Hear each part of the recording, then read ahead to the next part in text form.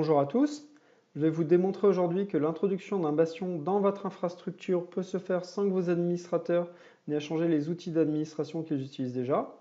Notamment si un administrateur utilise des outils comme RoyalTS, MobileXterm ou Remote Desktop Manager, il pourra continuer d'utiliser sa configuration existante malgré l'introduction d'un bastion et malgré le fait que désormais, il ne pourra plus se connecter directement à l'équipement ni ne connaîtra les identifiants de cet équipement. Prenons un utilisateur qui utilise Remote Desktop Manager, par exemple, pour accéder au serveur qu'il administre. Donc, j'ai mon Remote Desktop Connection Manager. Je vais vouloir... j'ai mes différents accès à mes différents serveurs. Et je vais vouloir me connecter à celui-ci. Et donc, j'ai bien une connexion directe. On va laisser un document. Hop, voilà, je vais le bouger. Voilà, donc ça, c'est un accès direct en RDP à une cible. Si je me déconnecte, maintenant, ce que je vais vouloir faire, c'est à partir du moment où je vais introduire un bastion, je veux garantir à mon utilisateur, à mon administrateur, qu'il va pouvoir utiliser les mêmes outils et le même environnement de travail pour continuer d'accéder, de manager ses serveurs. Donc, par rapport à ça, ce qui va se passer, c'est qu'il y a 2-3 modifications à faire. Tout d'abord, comme niveau réseau, vous allez bloquer l'accès direct aux cibles. Il faut maintenant que l'utilisateur remplace l'adresse IP de sa cible par l'adresse IP du bastion. Ensuite, en termes de credential, il ne va plus avoir d'accès direct à la machine cible, mais encore une fois, il va avoir accès au bastion et il va avoir un seul compte pour lui pour accéder au bastion et à partir de là, il pourra accéder à ses multiples serveurs. Donc, il va renseigner à la place son compte bastion.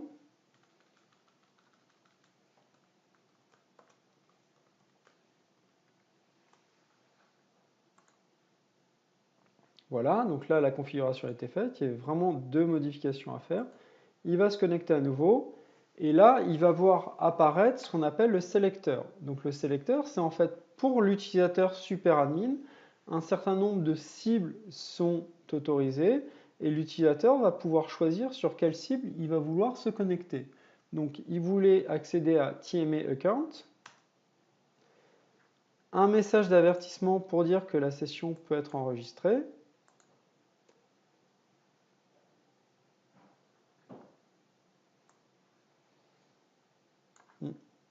Et voilà, il est connecté à son serveur et on retrouve le même fichier que tout à l'heure. Alors, juste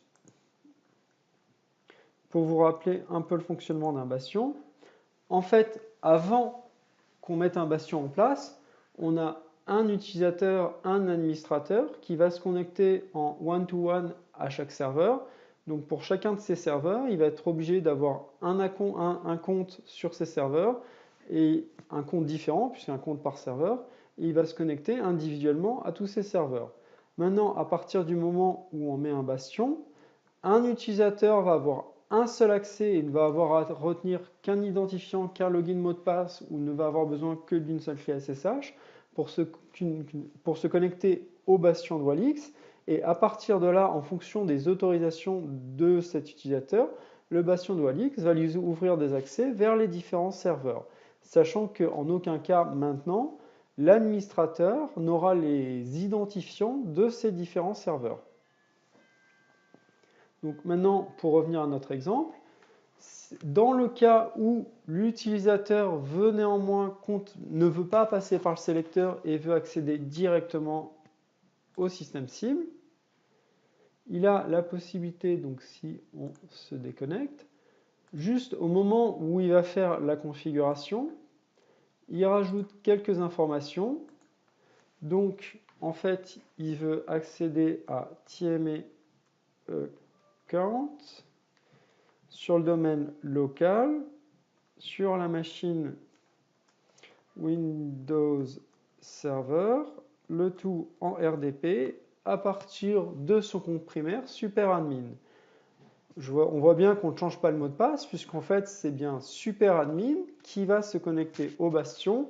Et à partir de là, on va indiquer au bastion qu'on veut se connecter directement à TMA Account.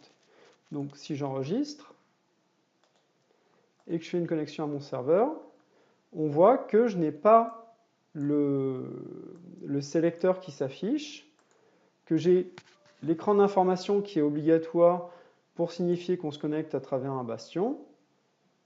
Chop, et voilà, je suis directement connecté à mon serveur sur le compte avec lequel je veux me connecter. Vos utilisateurs et administrateurs système ont donc la possibilité de continuer d'utiliser leurs outils existants tels qu'auparavant. Sinon, comme on a vu, ils peuvent se connecter à leur cible grâce au sélecteur du bastion. Et donc, d'une manière ou d'une autre, l'introduction d'un bastion de Walix se fait de manière transparente dans votre environnement et vos utilisateurs peuvent continuer d'utiliser leurs environnements de travail tout en mettant en œuvre les règles de sécurité adéquates pour la protection de vos ressources critiques. Merci beaucoup.